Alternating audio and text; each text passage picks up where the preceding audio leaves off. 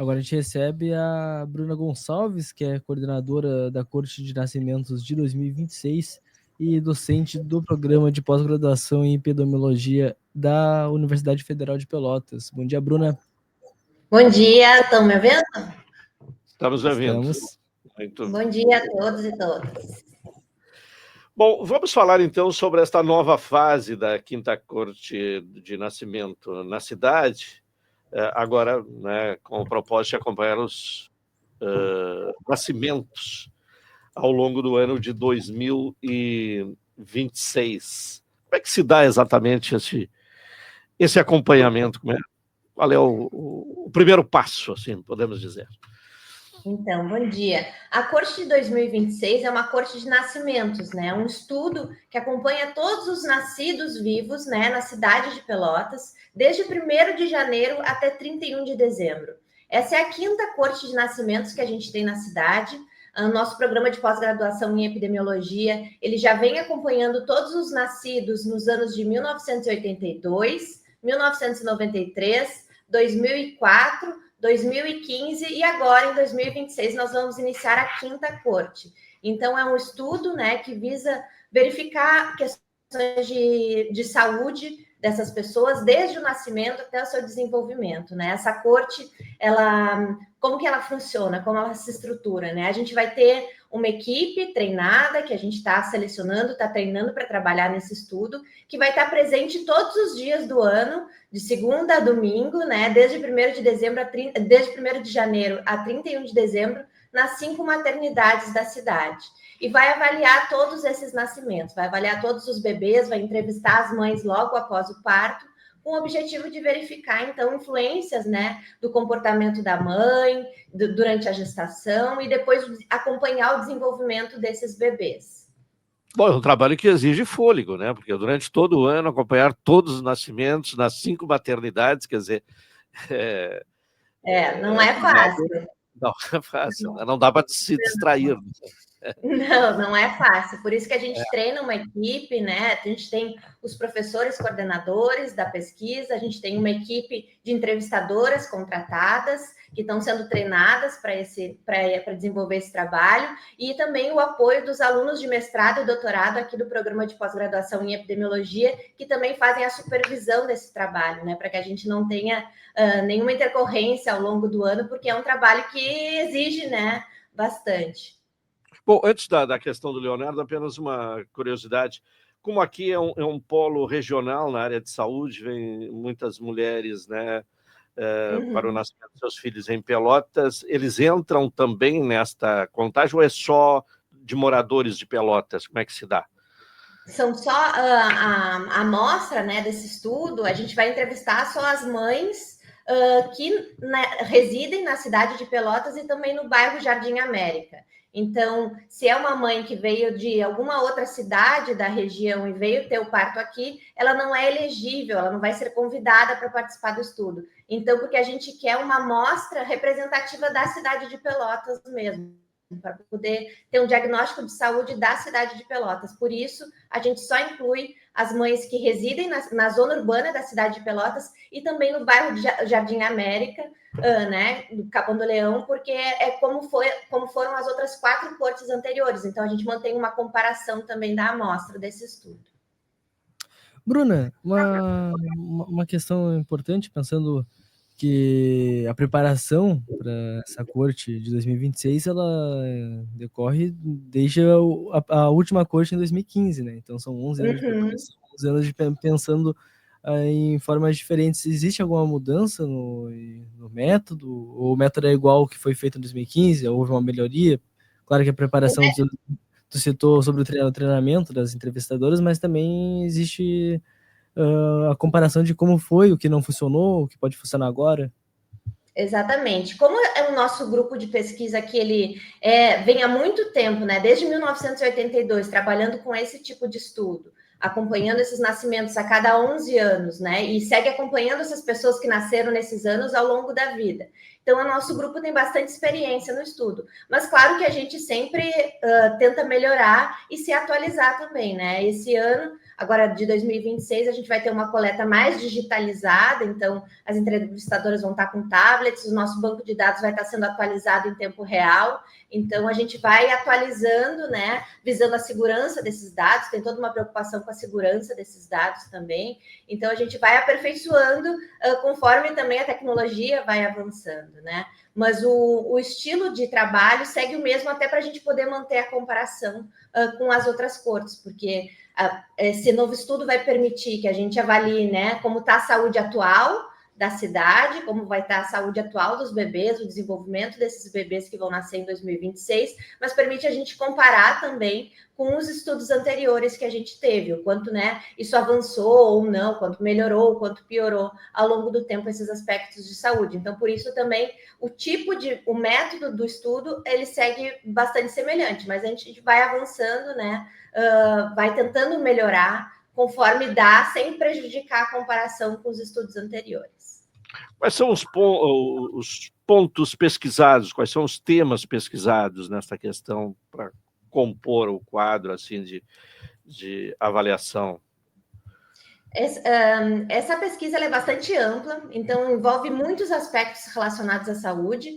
Essa nova corte, essa corte de 2026, vai ter então um foco, né, na saúde materno-infantil, então em aspectos relacionados a comportamentos que a mãe teve durante a gestação e também questões de desigualdades sociais, como elas vão afetar o desenvolvimento desse bebê, especialmente nesses primeiros que a gente chama os primeiros 1000 dias, que envolvem desde a gestação até o bebê completar os 2 anos, né? Então, a gente vai avaliar diferentes questões de saúde, mas com foco na questão da qualidade, na questão do pré-natal, tipo de parto, o peso no nascimento, o desenvolvimento nesses primeiros 2 anos, a questão das desigualdades sociais, como elas afetam, então, esses aspectos de saúde também, atividade física durante a gestação, consumo de álcool, fumo, né? É uma pesquisa bastante ampla, tem muitas perguntas de pesquisa, muitos temas sendo investigados, mas o foco, neste momento, é no desenvolvimento nesses primeiros 2 anos de vida do bebê, na saúde materno-infantil, e também a comparação, né, quanto isso evoluiu, melhorou ou piorou ao longo do tempo, podendo comparar, então, com essa série que a gente tem, né, desde há 44 anos, a gente vem estudando a população de Pelotas a cada 11 anos,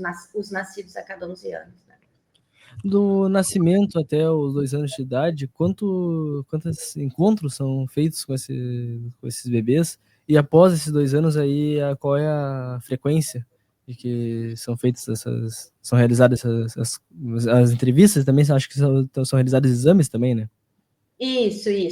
No hospital, uma entrevista com a mãe logo após o parto, e também a gente faz algumas avaliações no recém-nascido, né? Tem um aspecto de avaliações antropométricas do recém-nascido. Mas aí depois, para essa corte, está previsto um novo acompanhamento quando eles completarem 2 anos de idade. Então, para essa corte, atualmente, a gente tem essa previsão do acompanhamento ao nascimento e até os 2 anos de idade. A frequência desses acompanhamentos depende muito das perguntas de pesquisa de interesse, né, da época, e também questões de financiamento, porque esse estudo ele é bastante complexo, muito trabalhoso e envolve, claro, uma questão de financiamento de pesquisa.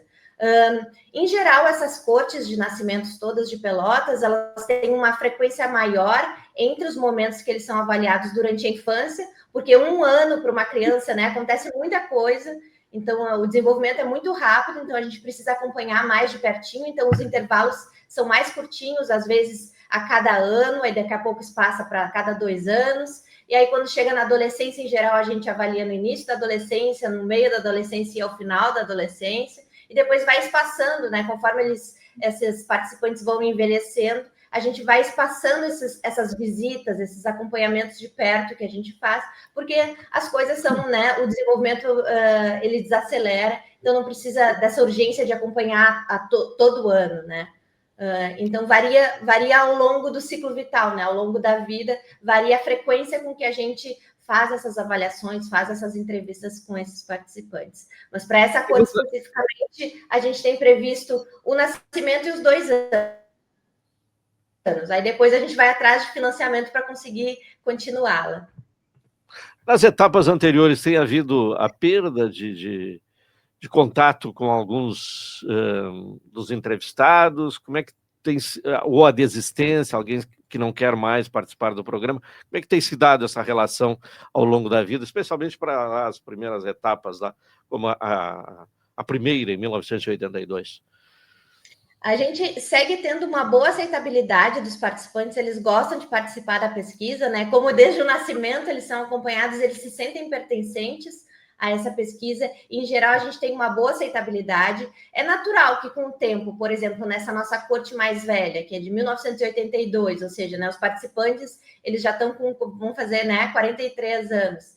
Então, é natural que a gente vá perdendo o contato com alguns participantes. A gente tenta de tudo para entrar em contato, convidar para que eles participem, mas é natural que às vezes alguns se mudam, né? Mudam o telefone e a gente não consegue encontrar. Mas eu vou te dizer que é muito pouco. A gente tem uma boa aceitabilidade da população e, em geral, a maioria deles continua com a gente, né, ao longo da pesquisa. Então, como as cortes também são conhecidas na cidade, as pessoas já sabem, né? E, em geral, tem uma boa aceitabilidade. Então, a gente espera que mais de 90% das mães que sejam convidadas com certeza aceitem participar da nossa pesquisa. Após essas pesquisas agora que vão acontecer em 2026, tem uma espécie de comparação com os outros anos? E que depois é divulgado?